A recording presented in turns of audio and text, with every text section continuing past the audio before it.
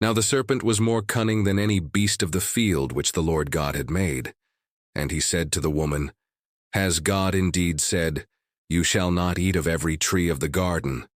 And the woman said to the serpent, We may eat the fruit of the trees of the garden, but of the fruit of the tree which is in the midst of the garden, God has said, You shall not eat it, nor shall you touch it, lest you die. Then the serpent said to the woman, You will not surely die, for God knows that in the day you eat of it your eyes will be opened, and you will be like God, knowing good and evil. So when the woman saw that the tree was good for food, that it was pleasant to the eyes, and a tree desirable to make one wise, she took of its fruit and ate. She also gave to her husband with her, and he ate. Then the eyes of both of them were opened, and they knew that they were naked. And they sewed fig leaves together, and made themselves coverings. And they heard the sound of the Lord God walking in the garden in the cool of the day. And Adam and his wife hid themselves from the presence of the Lord God among the trees of the garden. Then the Lord God called to Adam and said to him, Where are you? So he said, I heard your voice in the garden, and I was afraid because I was naked, and I hid myself. And he said, Who told you that you were naked? Have you eaten from the tree of which I commanded you that you should not eat? Then the man said, The woman whom you gave to be with me, she gave me of the tree, and I ate. And the Lord God said to the woman, What is this you have done? The woman said, The serpent deceived me, and I ate. So the Lord God said to the serpent, Because you have done this, you are cursed more than all cattle, and more than every beast of the field.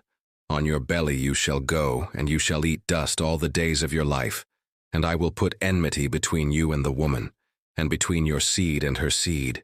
He shall bruise your head, and you shall bruise his heel. To the woman he said, I will greatly multiply your sorrow and your conception. In pain you shall bring forth children. Your desire shall be for your husband, and he shall rule over you. Then to Adam he said, Because you have heeded the voice of your wife, and have eaten from the tree of which I commanded you, saying, You shall not eat of it. Cursed is the ground for your sake. In toil you shall eat of it all the days of your life. Both thorns and thistles it shall bring forth for you, and you shall eat the herb of the field. In the sweat of your face you shall eat bread till you return to the ground, for out of it you were taken. For dust you are, and to dust you shall return.